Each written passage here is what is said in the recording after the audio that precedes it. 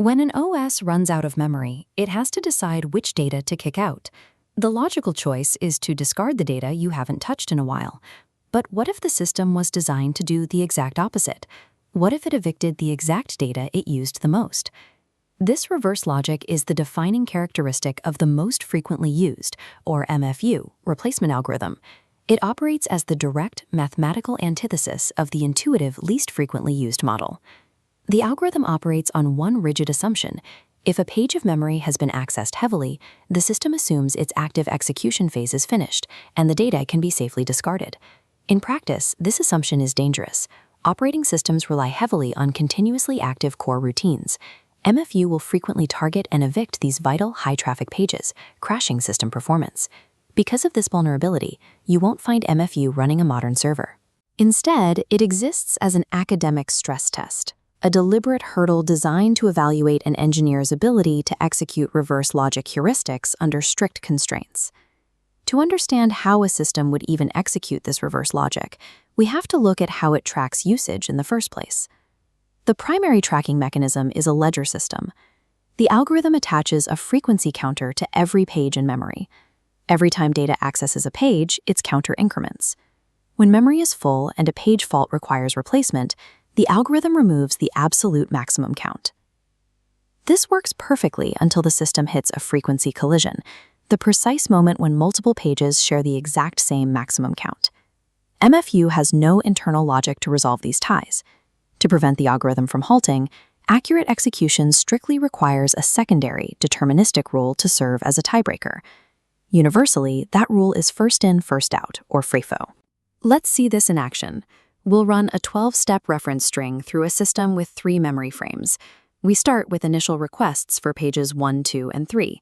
These compulsory page faults load into the empty slots, updating their frequency counters to 1. The frames are now full. When the system moves to step 4 and requests page 4, we face our first eviction decision. We check the frequency counters to find the maximum value, but all 3 pages are tied at exactly 1. This forces the FIFO tiebreaker. We look at the history to see which page has been in memory the longest. An arrow traces back to its arrival to confirm page 1 is the oldest. It gets removed and page 4 is inserted in its place. This exact collision logic repeats for steps 5, 6, and 7. Because every page currently in memory maintains a frequency of 1, the system triggers continuous FIFO evictions and updates the ledgers accordingly. Notice the pattern. In the early stages of execution, before any frequency peaks form, MFU operates as a pure FIFO algorithm. We halt the execution at step 8, where the system requests page 1. Look at the current memory frames. They contain pages 5, 1, and 2. Because page 1 is already sitting in a memory frame, this is a page hit. No fault occurs and nothing gets evicted. Instead, the frequency counter for page 1 ticks up from 1 to 2. Moving to step 9, the system requests page 2. Again, page 2 is currently loaded. We log another hit, and its counter increments. These 2 hits have shifted the landscape. The counters are no longer uniform. Page 5 remains at a frequency of 1, but pages 1 and 2 are now peaking at 2. In normal systems, recurring hits boost performance, but under MFU logic, these hits actively paint a target on pages 1 and 2, guaranteeing their eviction. We check the ledger to find our MFU target.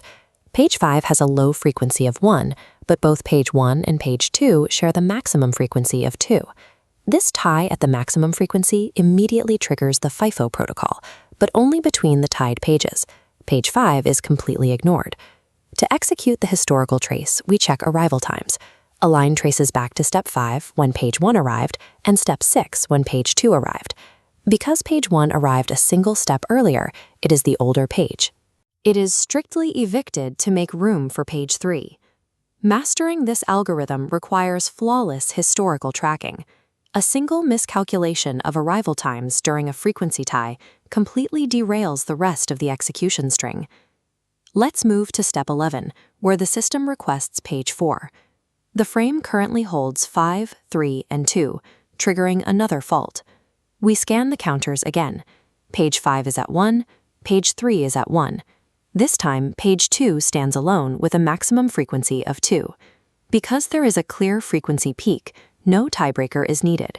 We execute a textbook, pure MFU eviction. Page 2 is instantly discarded to load page 4. We complete the execution with step 12. The request for page 5 results in a simple final page hit. Pure MFU evictions, free of FIFO interference, only happen when the reference string allows distinct frequency peaks to form and isolate themselves from active memory. Tallying the results from our completed execution grid, we can see that this 12-step reference string produced exactly 9 page faults. This chart compares total page faults across 5 algorithms. The theoretical optimal limit is 7.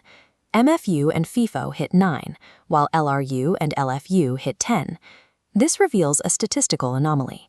Here, MFU ties FIFO, actually outperforming the historically reliable LRU and LFU algorithms. However, we have to look back at the absolute baseline. Every single operational algorithm tested here fell short of the optimal theoretical limit of 7 faults. MFU appearing to win against LRU in this dataset is a mathematical fluke tied to the structure of this specific 12-step string. It is not evidence of algorithmic superiority. In actual engineering practice, the overhead required to maintain continuous, updating integer counters for every single page in a massive memory system is computationally prohibitive. Furthermore, MFU's core behavioral assumption that high past usage guarantees low future necessity is completely misaligned with how real software behaves over time. Because of this combination of high processing overhead and flawed structural logic, MFU is rarely, if ever, deployed in production operating systems. Its true value lies almost entirely in academia. It serves as the ultimate test of an engineer's ability to rigorously track state changes, execute reverse logic, and strictly adhere to tie-breaking protocols when the pressure is on.